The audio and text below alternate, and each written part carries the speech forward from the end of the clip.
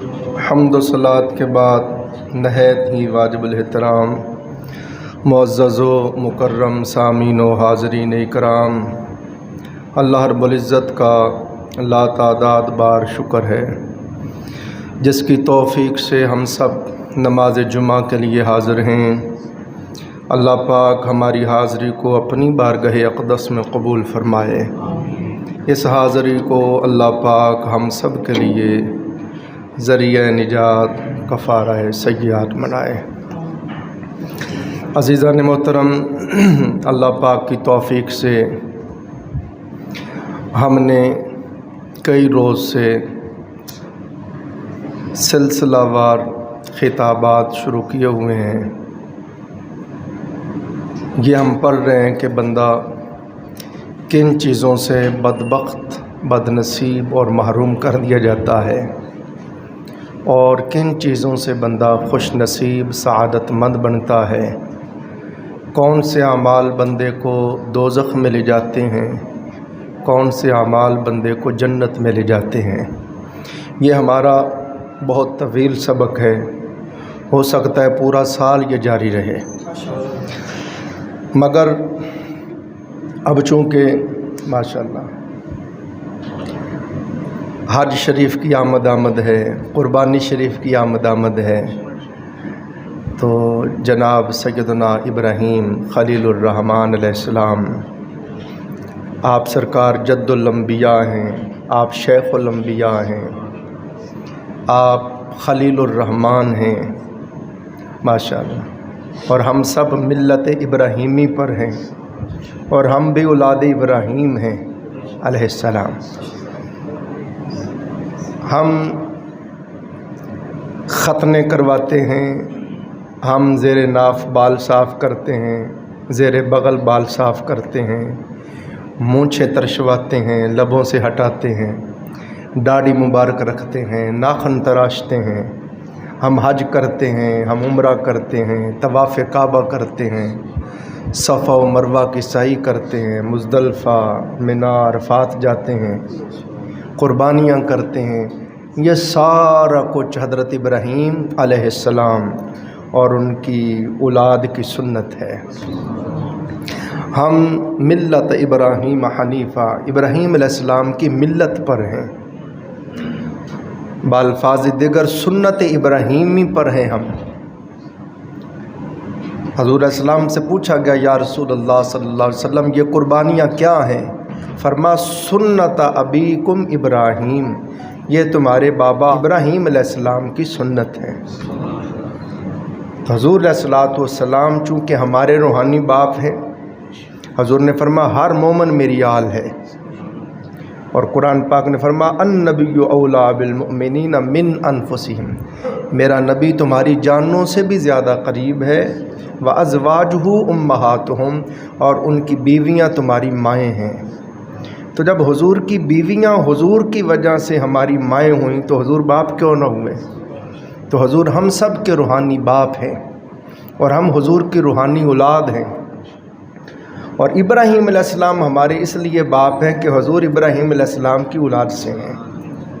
سمجھے بات؟ بسم اللہ۔ اس لیے حضرت ابراہیم علیہ السلام کا ذکر کرنا، میں نے اس کے اوپر تفصیل کے ساتھ خطاب ریکارڈ کرائے، آپ سب دوست جانتے ہیں، خانہ کعبہ شریف کی تعمیر کیسے کیسے تعمیر ہوئی، کتنی بار ہوئی، اس کے اوپر ہم مفصل کئی مہینے گفتگو کر رہے ہیں۔ ابراہیم علیہ السلام سرکار پر اور سب پر تفصیل سے یہ ساری چیزیں ہم نے پڑھی ہیں، مگر یہ عزت افزائی کے لیے، ان کی تکریم کے لیے، ان کی عظمت کے لیے، ان کی شان کو ظاہر کرنے کے لیے ضروری ہوتا ہے کہ جب بھی ان کے دن آئے ان کا ذکر ضرور کیا جائے۔ اور کئی لوگ جو نئے آئے ہوتے ہیں، ان کو بھی تو پتہ چلے ابراہیم علیہ السلام کون تھے، اسماعیل علیہ السلام کون تھے، اماں ہاجرہ سلام اللہ علیہا کون تھیں، حضرت سارہ سلام اللہ علیہا کون تھیں، قربانی کیسے واجب ہوئی، قربانی کیسے بنی، کعبۃ اللہ کیسے تعمیر ہوا، تو یہ تھوڑا تھوڑا ذکر کرنا پڑتا ہے۔ تو آج ہم حضرت ابراہیم علیہ السلام کا تھوڑا ذکر کریں گے، ان کی عظمت، ان کی شان، ان کے خصائص، فضائل، شمائل وغیرہ۔ اگلے جمعے انشاءاللہ العزیز ہم خصوصی طور پر قربانی کب سے شروع ہوئی، تو کس طرح قربانی ہوئی اور ہمارے اوپر کس کے اوپر قربانی ہے، کس پر قربانی نہیں، ان چیزوں کے اوپر اگلے جمعے ہم پڑھ دیں گے۔ تو آج کا جمعہ خصوصی طور پر حضرت ابراہیم علیہ السلام کی عظمت اور شان کو بیان کرنے کے لیے ہے۔ جناب سیدنا ابراہیم علیہ السلام کا اللہ پاک نے قرآن پاک میں ذکر کیا، فرما وَاذْكُرْ فِي الْكِتَابِ ابراہیم، میری اس کتاب میں میرے ابراہیم کو بھی یاد کرو۔ ہم جب کسی اللہ والے کا دن مناتے ہیں، ان کی یاد کرتے ہیں، ان کا ذکر کرتے ہیں، وہ ایسے چلے کرتے تھے، ایسے رعایتیں کرتے تھے، ایسے مراقبے کرتے تھے، ایسے تبلیغ کرتے تھے، ایسے خلق خدا پہ شفقت کرتے تھے، ایسے اللہ والا بناتے تھے، لوگوں کو مسئلہ ہوتا ہے جی ان کا کیوں ذکر کر رہے ہو؟ تو اللہ کے محبوبوں کا ذکر کرنا، ان کی یاد کرنا، یہ اللہ کے حکم کی تعمیل ہے اور یہ اللہ تعالیٰ کی سنت مبارکہ ہے۔ اللہ تعالیٰ کا پورا قرآن پاک پڑھیں، کبھی فرماتا ہے وَاذْكُرْ فِي الْكِتَابِ ابراہیم، کہیں فرما وَاذْكُرْ فِي الْكِتَابِ ادریس، کہیں فرما وَاذْكُرْ فِي الْكِتَابِ یحییٰ، کہیں فرما وَاذْكُرْ فِي الْكِتَابِ زکریا۔ سارے نبیوں کا ذکر اللہ تعالیٰ کلام پاک میں بار بار کرتا اور فرماتا ہے میری اس کتاب میں میرے زکریا کو یاد کرو، یحییٰ کو یاد کرو، ابراہیم کو یاد کرو، عیسیٰ علیہ السلام کو یاد کرو۔ تو خدا کے محبوبوں کو یاد کرنا یہ اللہ کی سنت مبارکہ ہے۔ تو حضرت ابراہیم علیہ السلام کے بارے میں بھی فرمایا کہ اس کتاب میں، اس قرآن میں میرے ابراہیم کو بھی یاد کرو، بے شک وہ میرے سچے نبی تھے۔ اور ابراہیم علیہ السلام اللہ کے وہ برگزیدہ نبی ہیں جو جد الانبیاء ہیں، شیخ الانبیاء ہیں۔ کئی انبیاء علیہ السلام آپ کی ذریت، اطرت اور آپ کی اولاد سے ہوئے، حتیٰ کہ بتا رہا ہوں امام الانبیاء حبیب کبریا حضرت محمد مصطفیٰ صلی اللہ علیہ وسلم بھی آپ کی ذریت اور اطرت سے ہیں۔ آپ نے جب کعبۃ اللہ کی تعمیر کی، اللہ نے فرمایا ابراہیم تو نے میرے گھر کی تعمیر کی ہے، بتا یہ اب تجھے کیا اجرت دوں؟ یہ جو تو مزدوری کرتا رہا ہے میرے گھر کی تعمیر کی، اس کی اجرت کیا دوں؟ تو آپ نے عرض کی ربنا وبعث فیہم رسولا، اے میرے پروردگار وہ نبی آخر الزمان جس کی خاطر ساری کائنات بنائی ہے، جو سید المرسلین ہیں، جو تیرے حبیب ہیں، جو وجہ تخلیق کائنات ہیں، وہ نبی آخر الزمان کو میری اولاد سے کر دے۔ اللہ نے فرمایا جاؤ ابراہیم تمہاری دعا قبول کر لی۔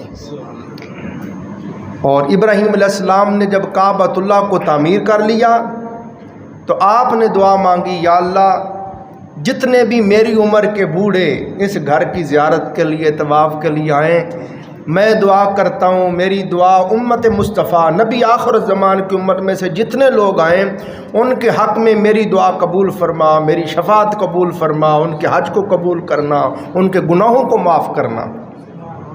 ایسے اسماعیل علیہ السلام نے کہا یا اللہ جتنے جوان آئیں امت مصطفیٰ میں سے جتنے جوان آئیں ان کے حق میں میری شفاعت اور دعا قبول فرما۔ اسی طرح ماں ہاجرہ نے دعا کی۔ توجہ کریں، چونکہ حضرت ابراہیم علیہ السلام سرکار کے لیے اور سرکار کی اور ابراہیم علیہ السلام کی آل اور ذریت حضور اور حضور کی امت کے لیے دعائیں کرتے رہے، رب کائنات نے فرمایا لوگوں جب بھی نماز پڑھو تو جہاں اپنے نبی، اپنے آقا، اپنے محبوب کی ذات پر، اپنے محبوب پر اور محبوب کی آل پر درود پڑھو، وہیں ابراہیم و ابراہیم کی آل پہ بھی درود پڑھنا۔ کیوں کہ وہ تمہارے لیے دعائیں کرتے رہے، اب قیامت تک تم ان کے لیے دعائیں کرتے رہنا۔ اس لیے ہم کہتے ہیں اللہم صلی علی محمد وعلی آل محمد کما صلیت علی ابراہیم وعلی آل ابراہیم انک حمید مجید۔ تو ہم ہر روز دعا کرتے ہیں، یہ ان کی شفقت اور احسان کے بدلے کے لیے حضور علیہ السلام نے ہمیں حکم دیا ہے۔ تو عزیزان محترم، ابراہیم علیہ السلام کو اللہ پاک نے بچپن سے ہی رشد و ہدایت سے بہرور فرمایا۔ آپ نے جب آنکھیں کھولیں، آپ کا شعور بیدار ہوا تو آپ نے دیکھا کوئی پتھروں کے آگے سجدے کر رہا تھا، پتھر کی مورتیوں کے آگے، لکڑیوں کی مورتیوں کے آگے، پتل سونے چاندی کی مورتیوں کے آگے، کوئی ستاروں کے آگے سجدہ کر رہا تھا، کوئی چاند کے آگے سجدہ کر رہا تھا، کوئی سورج کے آگے سجدہ کر رہا تھا۔ اس ماحول میں شرق تا غرب کوئی بھی اللہ کا ماننے والا ہی نہیں تھا، ساری زمین کفر سے بھری ہوئی تھی، نسل انسانی میں کوئی بھی اللہ کو ماننے والا، اللہ کا سجدہ کرنے والا، اللہ کا نام لینے والا نہیں تھا۔ اور کمال بات ہے اس ماحول میں بھی آپ اول تاخر مومن ہی رہے، سمجھیں، آپ حق پر رہے، اور آپ کو دنیا پر حق ظاہر کرنے کے لیے بھیجا گیا اور حق کو غالب کرنے کے لیے بھیجا گیا۔ تو آپ سرکار پہلے دن سے ہی حق پر تھے، ہدایت پر تھے، اور اللہ تعالیٰ نے شروع سے ہی آپ کو نبوت اور رسالت کی دولت سے بہرہور فرمایا۔ پھر حضرت ابراہیم علیہ السلام کی ذات انور پر بڑی بڑی کڑی آزمائشیں آئیں۔ یہ اللہ رب العزت کا دستور ہے، معمول ہے، طریقہ ہے، جس کی شان کو جس قدر زیادہ اللہ بلند کرنا چاہتا ہے اس کو اسی قدر آزمائش کی بھٹیوں سے زیادہ گزارتا ہے۔ یا الفاظ دیگر مفسرین نے کہا جن کے بارے میں رب یہ ظاہر کرنا چاہے کہ میں نے اس کو خلیل کیوں بنایا ہے، قیامت کے دن جب اللہ تعالیٰ ان کو عظمت اور شان سے نوازے، اپنے قرب کی دولت سے نوازے، عزت عظمت توقیر سے نوازے، تو کوئی یہ نہ کہے یا اللہ یہ بھی انسان تھا، میں بھی انسان تھا، اس کو اتنی بڑی شان کیوں دی ہے؟ تو ان کی زندگی سامنے رکھ دی۔ میں لوگوں اعتراض کرنے سے پہلے دیکھ لینا میرے ابراہیم کی زندگی کو، دیکھو اس نے کیسے کیسے قربانیاں پیش کی ہیں، تیرے پاس یہ قربانیاں ہیں۔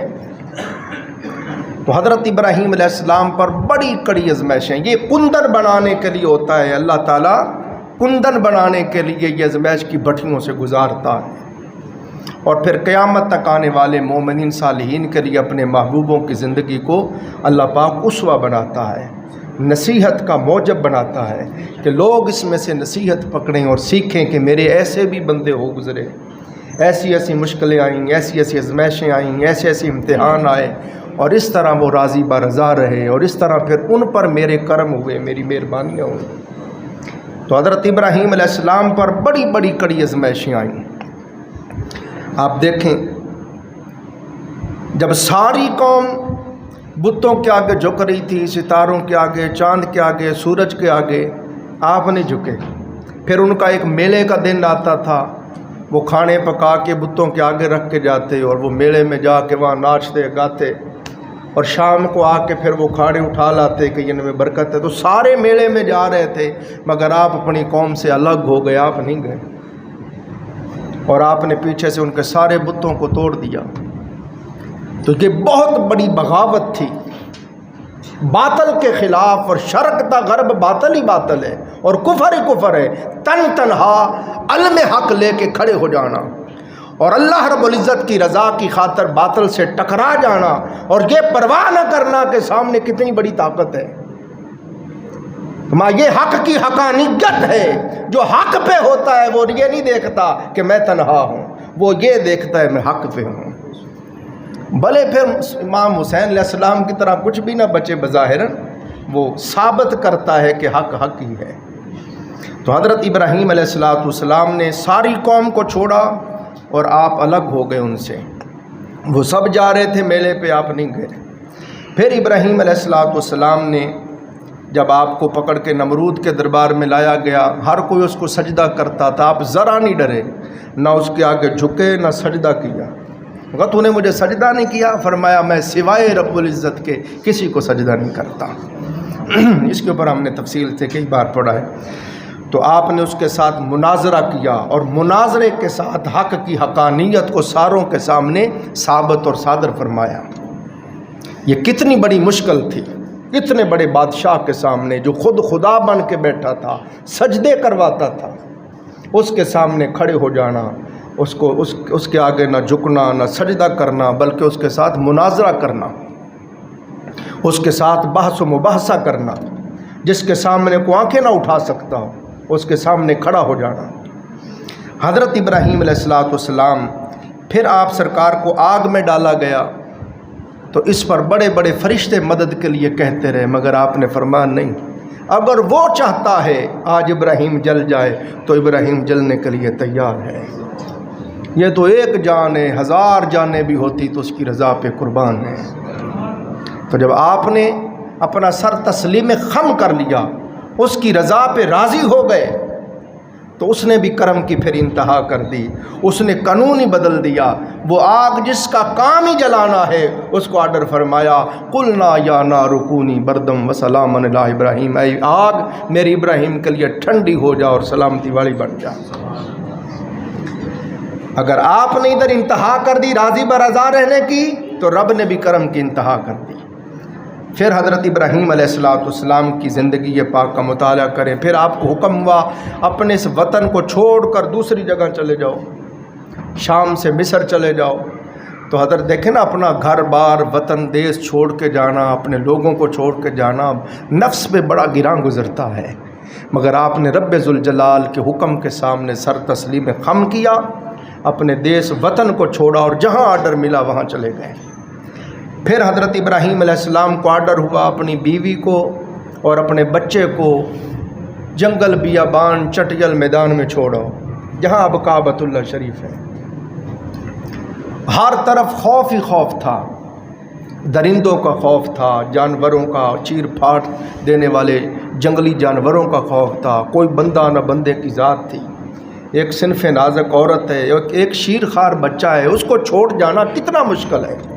اور اس طرف بھی آپ غور کریں نا کہ 80 سال کی عمر میں جا کے اولاد ملی ہے، تو بڑا بڑھاپے کا بیٹا ہے اور جان ہے اس میں، مگر رب ذوالجلال کی ذات اقدس کے ساتھ محبت اور اس کی رضا پر راضی رہنے کا عالم آپ دیکھیں۔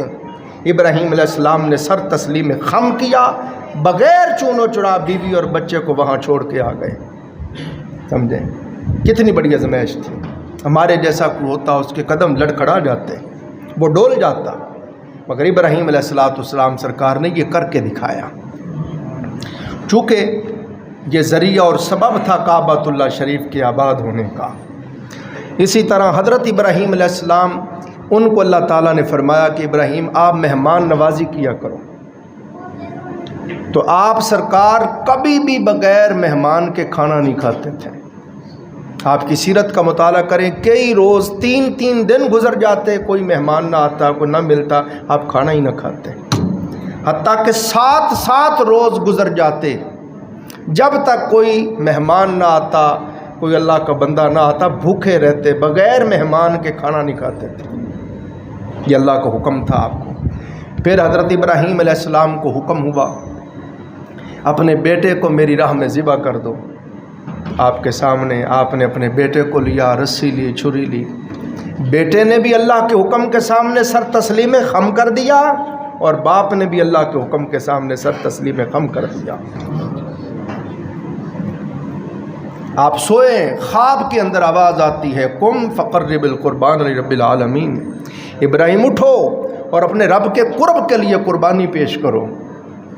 آپ کے پاس 100 اونٹ تھا، صبح آئے پہاڑی پہ لے جا کے 100 کے 100 اونٹ ذبح کر دیے، آسمان سے آگ آئی ساروں کو کھا گئی، یہ دلیل تھی کہ یہ تمہاری قربانی قبول ہو گئی۔ پھر رات سوئے، پھر آواز آئی، قم فقرب القربان لرب العالمین، ابراہیم اٹھو رب کے قرب کے لیے قربانی پیش کرو۔ پھر 100 دمبے تھے، وہ بھی جا کے ذبح کر دیے۔ پھر اگلی رات پھر خواب آتا ہے، قم فقرب القربان لرب العالمین، ابراہیم اٹھو اور اپنے رب کے قرب کے لیے قربانی پیش کرو۔ تو عرض کی باری تعالیٰ، مال جتنا تھا وہ تو میں دے چکا، میرے پاس جتنے اونٹ تو وہ بھی دے دیے، دمبے تھے وہ بھی دے دیے، اب میرے پاس تو مال بچا ہی نہیں، اب میں کس شے کی قربانی پیش کروں؟ فرمایا ولدک اسماعیل، اپنے بیٹے اسماعیل کی قربانی پیش کروں۔ یہ انتہائی محبت ہے۔ ہر بندے کی جان مال اولاد کے ساتھ پھنسی ہوئی ہوتی ہے، اہل و عیال بیوی بچوں کے ساتھ محبت پھنسی ہوئی ہوتی ہے، اور اللہ کی محبت اور اللہ کے حق کا یہ تقاضا ہے کہ بیوی بچوں سے، مال جان سے، ہر شے سے بڑھ کر اللہ سے محبت کرو۔ ہم سب باتیں کرتے ہیں، ابراہیم علیہ السلام نے اپنے گھر بار سے، اپنے دیس وطن سے، اپنے اہل و عیال سے، اپنے مال و منال سے، حتیٰ کہ اپنے بیوی بچوں سے بڑھ کر رب ذوالجلال کی ذات اقدس سے عملاً محبت کر کے دکھائی ہے۔ ہر حکم پر سر تسلیم خم کرتے گئے، ہر حکم پہ سر تسلیم خم کرتے گئے۔ تو آپ دیکھیں جیسے وہاں بتایا کہ فرشتے کہہ رہے ہیں حضور ہمیں حکم دیں، ہم آپ کی مدد کرتے ہیں۔ آپ نے فرمایا بھائی تم کون ہوتے ہیں میری مدد کرنے والے؟ میں نے تمہیں کو کہا میری مدد کرو؟ یہ میرے رب کا معاملہ ہے۔ اگر وہ جلانا چاہتا ہے تو ابراہیم جلنے کے لیے تیار ہے۔ کوئی کہتا ہوا چلا کے ساری آگ بکھیر دیتا ہوں، ان کے لیے عذاب بنا دیتا ہوں۔ آپ نے کسی کی مدد قبول نہیں کی۔ جب انہوں نے آپ کو منجنیق سے پھینک دیا، فضا میں جا رہے تھے، تو اس وقت جبرائیل علیہ السلام آ گئے۔ انہوں نے سلام کہا، میں تو کون ہے؟ اس نے کہا جی میں جبرائیل ہوں، میں وہاں جاتا ہوں جہاں کوئی بھی نہیں جا سکتا۔ یہ راز سمجھنے کی کوشش کریں۔ کاش کہ ہمیں اس راز کا عرفان نصیب ہو جائے۔ خدا کی قسم ہمیں ایمان کی حلاوت نصیب ہو جائے گی۔ ہم ایمان کی لذت سے محروم ہیں، ایمان کی چاشنی چس اور سواد سے محروم ہیں، اس لیے کہ ابراہیم علیہ السلام سرکار والا ایمان اور ایقان ہمیں نصیب نہیں ہے۔ جبرائیل علیہ السلام عرض کرتے ہیں حضور میں وہاں جاتا ہوں جہاں کوئی نہیں جا سکتا، آپ فرمائیں تو صحیح، میں پر مار کے آگ ٹھنڈی کر دوں گا۔ فرما جبرائیل چلا جا، تجھ سے بھی کوئی حاجت نہیں ہے۔ عرض کی حضور اگر مجھ سے مدد نہیں مانگتے تو رب سے ہی کہہ دیں۔ یہ بات سمجھیں، اپنے رب سے ہی کہہ دیں کہ مولا دیکھ ساری دنیا میں ایک میں ہی تیرا نام لینے والا تھا، ایک میں ہی موحد تھا، تیرے نام کا پرچار کرنے والا تھا، تیرے دین کی آبیاری کرنے والا تھا، تیرے حق کے جھنڈے کو بلند کرنے والا تھا، اور یہ ساری قوم نمرود تیرے خلیل کے ساتھ دے کیا کر رہی ہے؟ اے پیارے خلیل خود ہی اللہ کے حضور میں التجا کر دیں۔ فرما جبرائیل بتایا اسے جاتا ہے جسے پتہ نہ ہو۔ ہائے ہائے، جانتا ہے میرا رب جلیل کہ آگ میں پڑتا ہے اس کا خلیل۔ بتاؤں تو تب نہ کہ اسے پتہ نہ ہو۔ میں نے پڑھا آپ سے پوچھا گیا، سوال ہوا کہ اللہ نے آپ کو خلیل کیوں بنایا؟ حضور علیہ السلام نے فرمایا اللہ نے آپ کو اس لیے خلیل بنایا کہ جب آپ اللہ کی راہ میں کوئی چیز دینے لگتے تو سب سے پیاری چیز دیتے، سب سے زیادہ خوبصورت چیز دیتے، سب سے زیادہ مہنگی چیز دیتے۔ ہمارا نفس اس کو پسند کرتا ہے۔ ہمارے تو بخل کا یہ عالم ہے کہ ہم نے کوئی دکان سے سودا صرف لینا ہونا تو اس میں بھی ہم جو نیا نوٹ ہو وہ بچاتے ہیں، یہ بھی بخل کی علامت ہے۔ ہاں جی، مگر آپ جب بھی اللہ کی راہ میں کوئی شے دیتے سب سے زیادہ پیاری دیتے۔ مجھے یہ بات پڑھ کے لذت بڑی آئی۔ آپ سے پوچھا گیا حضور آپ اہتمام کے ساتھ تکلف کے ساتھ سب سے زیادہ پیاری چیز کیوں دیتے ہیں؟ آپ فرماتے ہیں میرا رب میرا مشاہدہ کر رہا ہے، میرا رب مجھے دیکھ رہا ہے، وہ کیا کہے گا ابراہیم نے پیاری چیز اپنے لیے رکھ لی ہے اور جو ادنا تھی وہ میرے لیے دی ہے، تو اس لیے چونکہ وہ دیکھ رہا ہے میں پیاری چیز دیتا ہوں۔ ام المومنین سیدہ عائشہ رضی اللہ عنہا ایک دن درہم کو دھو رہی تھی، تو کسی نے کہا اماں جی آپ درہم کو کیوں دھو رہی ہیں؟ فرمایا اس لیے کہ سرکار نے فرمایا ہے جب تم اللہ کی راہ میں خیرات کرتے ہو، درہم دیتے ہو، دینار دیتے ہو، کوئی چیز دیتے ہو، وہ سیدھا مولا کے ہاتھ میں جاتا ہے۔ میں اس لیے اس کو دھو رہی ہوں، صاف کر رہی ہوں کہ ابھی رب کی راہ میں دینا میرے مولا کے ہاتھ میں جائے گا، صاف ہو جائے۔ یہ محبت کی بات۔ تو حضرت ابراہیم علیہ السلام نے جب اللہ نے کہا بیٹے کی قربانی پیش کرو تو آپ نے بیٹے کو لے کے چل پڑے، اور قربان جائیں، باپ کے بھی قربان جائیں، پھر آگے بیٹے کے بھی قربان جائیں۔ ہاں جی، حضرت اسماعیل علیہ السلام کو جب اللہ کا پیغام سنایا انہوں نے کہا ابا جی میں حاضر ہوں، اور پھر کوئی بڑائی نہیں بولی، کہا اگر اللہ نے چاہا تو آپ مجھے صبر کرنے والوں میں سے پائیں گے۔ ہاں جی، انشاءاللہ من الصابرین۔ کوئی دعویٰ نہیں کیا، کوئی بڑائی نہیں بولی، کہ اگر اللہ نے چاہا تو انشاءاللہ آپ مجھے صبر کرنے والوں میں سے پائیں گے۔ ان کو اوندے منہ لٹا دیا، اپنی آنکھوں پہ پٹی باندھ لی، چھری لے لی، گردن پہ رکھ دی۔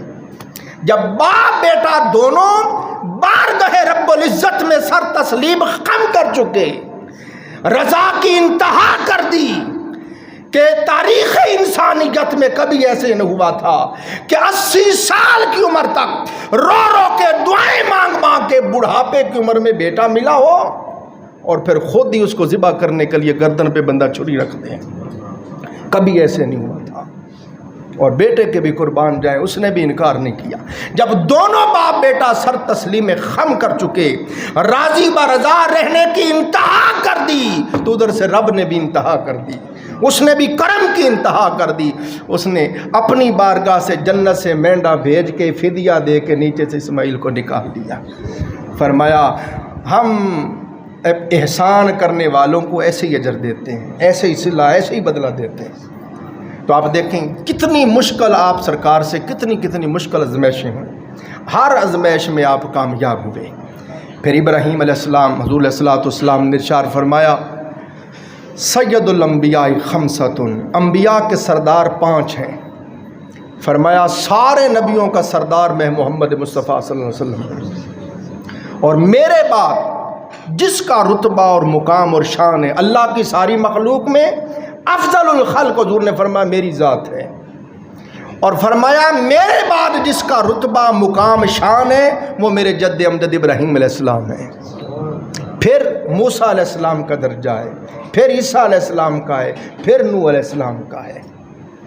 मगर चूँकि हुज़ूर अलैहिस्सलाम इमामुल नबियाँ हैं, हबीब किबरियाँ हैं, वजह तख्लीक़ कायनात है, जब भी किसी नबी का जिक्र हो हमेशा से उलमा का, सालिहीन का, उरफा का, मुबल्लिगीन का तरीक़ रहा। जब भी किसी नबी की अज़मत और शान का बयान किया तो उसके तकाबल में शान मुस्तफ़ा बयान करके ये भी बताया कोई शक नहीं है नबी बड़ी शान वाले हैं, मगर इनसे भी बड़ी शान वाले ताजदार कायनात हैं।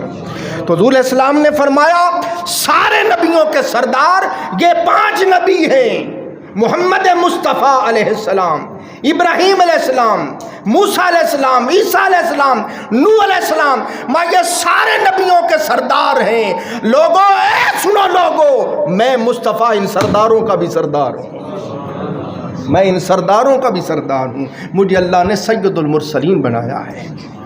फिर आका अलैहिस्सलाम ने हज़रत यूसुफ़ अलैहिस्सलाम की शान बयान करते हुए फरमाया कि यूसुफ़ अलैहिस्सलाम अल्लाह के नबी थे, अल्लाह के नबी थे यूसुफ़ अलैहिस्सलाम। वो लोगों में इज़्ज़त वाले, सबसे ज़्यादा इज़्ज़त वाले थे, वो अल्लाह के नबी थे। खुद नबी न थे, उनके बाप याकूब अलैहिस्सलाम भी नबी थे। फिर सिर्फ बाप ही नबी न थे, उनके दादा इसहाक भी नबी थे। फिर सिर्फ दादा ही नबी न थे, उनके परदादा इब्राहीम भी नबी थे। वाह वाह, खुद नबी, बाप नबी, दादा नबी, परदादा नबी। ये यूसुफ़ अलैहिस्सलाम के बारे में फरमाया। और हज़रत इब्राहीम अलैहिस्सलाम की एक रिवायत के मुताबिक आप सरकार की विलादत मुबारक जो है 10 मुहर्रमुल हराम के दिन हुई। किस दिन? 10 मुहर्रमुल हराम। 10 मुहर्रमुल हराम के बारे में हज़रत सईद बिन ज़ैद फरमाते हैं आका अलैहिस्सलाम ने इरशाद फरमाया कि ये जो आशूरा का दिन है, 10 मुहर्रमुल हराम का दिन है, फरमाया ये बड़ी शान वाला दिन है, बड़ी इज़्ज़त अज़मत वाला दिन है। इसी दिन क़यामत कायम होगी। फरमाया इसी दिन नूह अलैहिस्सलाम जिस कश्ती में सवार थे, नूह अलैहिस्सलाम और आपके साथी और बाकी सारे जानवर जो कश्ती में थे सवार थे, और आके जूदी पहाड़ के साथ लगे और उनकी जान बच गई और महफूज रहे। वो दिन, जिस दिन कश्ती महफूज रही और बची थी, वो 10 मुहर्रमुल हराम का दिन था। और नबी सल्लल्लाहु अलैहि वसल्लम ने फरमाया हज़रत नूह अलैहिस्सलाम और उनके सारे साथियों ने फिर शुक्राने के तौर पर 10 मुहर्रमुल हराम का रोज़ा रखा। फिर आका अलैहिस्सलाम ने शाह फरमाया बनी इसराइल को यही दिन था, 10 मुहर्रमुल हराम वाला दिन ही था जब हज़रत मूसा अलैहिस्सलाम बनी इसराइल को लेके आ रहे थे। पीछे फ़िरौन और कौम फ़िरौन थी, उनके लश्कर थे, और आगे दरियाए नील आ गया। तो आज की बारी ताला, अब मैं अपनी कौम को लेके आ गया हूँ और पीछे फ़िरौनी है, अब क्या करूँ? फरमा अपना आसा मारो। दरिया पे आसा मारा तो दरिया ने आपको रास्ता दे दिया। वो दिन भी 10 मुहर्रमुल हराम का दिन था। फिर नबी अलैहिस्सलाम ने शाह फरमाया جس دن آدم علیہ السلام کی توبہ قبول ہوئی وہ بھی 10 محرم الحرام کا دن تھا. جس دن یونس علیہ السلام کی دعا قبول ہوئی توبہ قبول وہ بھی 10 محرم الحرام کا دن تھا. اور جس دن ابراہیم علیہ السلام پیدا ہوئے وہ بھی 10 محرم الحرام کا دن تھا. اور ایک روایت محدثین یہ لائے ہیں حضرت ابراہیم علیہ السلام کی ولادت یکم ذوالحج شریف کو ہوئی. اور یکم ذوالحج بھی ہو تو یکم ذوالحج کی اتنی شان ہے. آقا علیہ السلام نے ارشاد فرمایا کہ جو بندہ یکم ذوالحج، ابھی آ رہا ہے نا ذوالحج شروع ہو گئے، تو ذوالحج کے پہلے دن پہلے یوم کوئی روزہ رکھے یکم ذوالحج کو، آقا علیہ السلام نے فرمایا اللہ تعالیٰ اس کو 70 سال کے روزوں کا ثواب عطا فرماتا ہے. سمجھے؟ اتنا 70 سال کے روزوں کا ثواب عطا فرماتا ہے. تو یعنی اتنی فضیلت والے دن حضرت ابراہیم علیہ السلام کی ولادت ہوئی. پھر حضرت ابراہیم علیہ السلام کا پیشہ کھیتی باڑی آپ کرتے تھے. زمین کے اندر ہل چلانا، زمین کو نرم کرنا، پھر بیج بو دینا، یہ والا آپ کا کام تھا. پھر حضرت ابراہیم علیہ السلام کا حلیہ مبارک، آپ کا چہرہ مورا، حضور علیہ السلام نے فرمایا صحابہ اکرام سے، اے میرے صحابہ جاننا چاہتے ہو میرے جد امجد ابراہیم علیہ السلام کا چہرہ مبارک کیسا تھا، وہ کتنے حسین تھے، ان کا حلیہ کیسا تھا؟ جی آقا.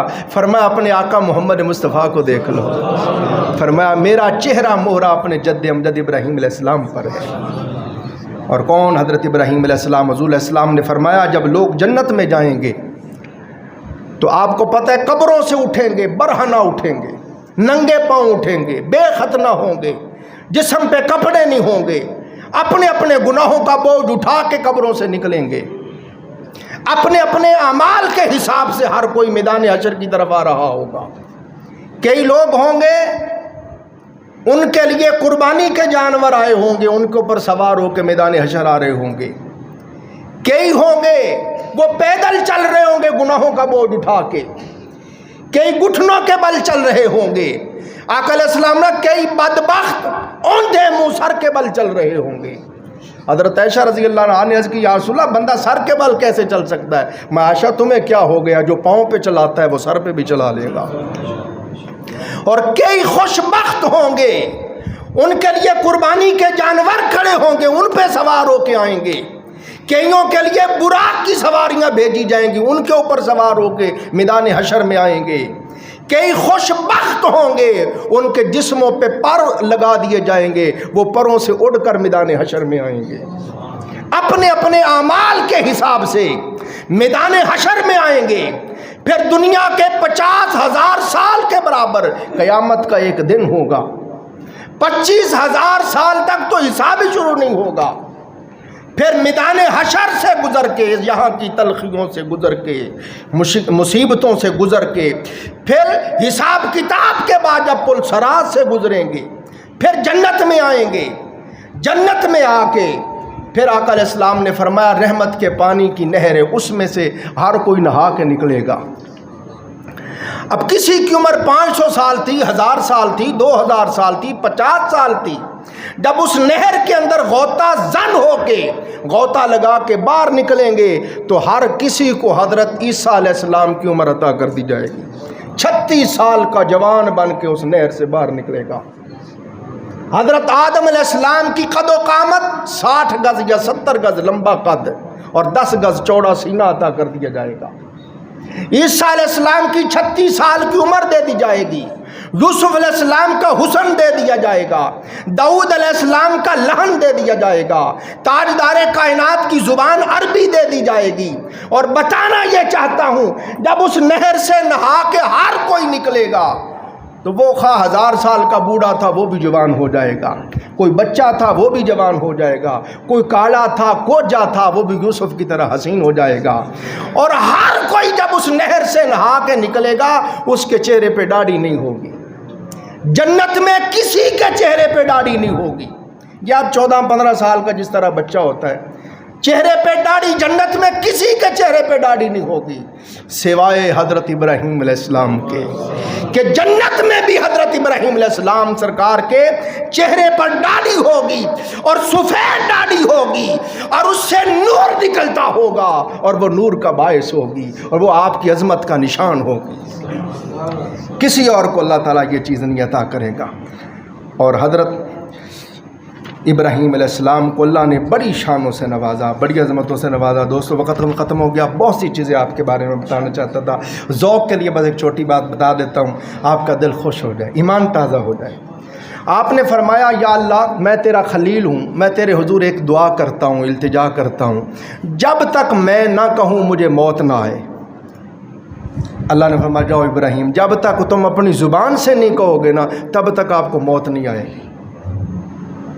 اللہ اور اللہ کے خلیل کے درمیان عہد ہو گیا۔ اب اللہ کی طرف سے جو موت کا وقت مقرر تھا، قرآن کہتا ہے اِلیٰ اجل مسمّی ان اجل اللہ اذا جاء لا یؤخر لو کنتم تعلمون۔ موت کا وقت ایک مقرر ہے، وہ رب کا اٹل فیصلہ ہے، وہ آگے پیچھے نہیں ہو سکتا۔ اب وہ وقت آ گیا جو رب ذوالجلال نے موت کا رکھا تھا، اور ادھر خلیل سے بھی وعدہ کیا تھا جب تک تو نہیں کہے گا موت نہیں آئے گی۔ تو اللہ سے بڑا دانا اور حکیم کون ہے؟ اللہ نے سبیل راستہ یہ پیدا کیا، ملک الموت کو بھیجا، وہ مہمان بن کے آئے، اور آپ کو آرڈر تھا اور آپ کی عادت تھی، آپ مہمان نوازی کرتے، دسترخوان لگایا، کھانا لگایا، پانی رکھا۔ تو جب وہ مہمان پیالہ پکڑا اس نے پینے کے لیے، تو اس طرح اس کا ہاتھ لرزنے لگا کہ پیالہ نہیں پکڑا جا رہا تھا۔ آپ نے فرمایا بزرگ اللہ کے بندے تجھے کیا مسئلہ ہے، تجھے پیالہ نہیں پکڑا جاتا؟ عرض کی حضور میں بہت بوڑھا ہو گیا ہوں، بہت ضعیف ہو گیا ہوں، بڑا ناتواں، بڑا کمزور ہو گیا ہوں، اس لیے مجھ سے پیالہ نہیں پکڑا جاتا۔ فرمایا بندہ بوڑھا ضعیف ہو جائے تو یہ حال ہوتا ہے؟ انہوں نے کہا جی حضور یہ ہوتا ہے۔ عرض کی یا اللہ مینوں اتھوں تک نہ لے جائیں گے۔ وہ ملک الموت تھے، انہوں نے کہا حضور پھر چلیے، وہ آپ کو لے گئے۔ پھر موت کا وقت آیا تو ملک الموت علیہ السلام آئے۔ آپ نے فرمایا ملک الموت ملنے کے لیے آئے ہو؟ نہیں حضور لینے کے لیے آیا ہوں۔ فرمایا اے ملک الموت کبھی تو نے دیکھا ہے کہ کوئی دوست بھی دوست کی جان لے؟ آپ واپس گئے، عرض کی باری تعالیٰ تیرا خلیل یہ کہتا ہے کہ بھلا کوئی دوست بھی دوست کو مارتا ہے؟ تجھے پتہ نہیں میں رب کا خلیل ہوں؟ اللہ نے فرمایا اے ملک الموت میرے خلیل کو جا کے ہمارا سلام کہنا، اور خلیل کو جا کے فرماؤ رب ذوالجلال فرماتا ہے اے خلیل کوئی دوست بھی دوست سے ملنے سے انکار کرتا ہے؟ آپ پر جب یہ راز منکشف ہوا کہ موت سے وصال یار ملتا ہے، اس دنیا کے قید خانے سے جان چھوٹ جاتی ہے، ہجر فراق ختم ہو جاتا ہے اور مولا کا وصال ملتا ہے، تو فوراً فرمانے لگے اجل اجل اجل، اے ملک الموت دیر نہ کر، جلدی مجھے میرے مولا کے پاس لے کے۔ یہ حضرت ابراہیم علیہ السلام ہے۔ اللہ تعالیٰ آپ کی شان کو اور بلند فرمائے، اور قیامت کے دن ہمیں اللہ تعالیٰ ان کی شفاعت اور ان کا ساتھ نصیب فرمائے۔ وآخر دعوانا الحمدللہ رب العالمین۔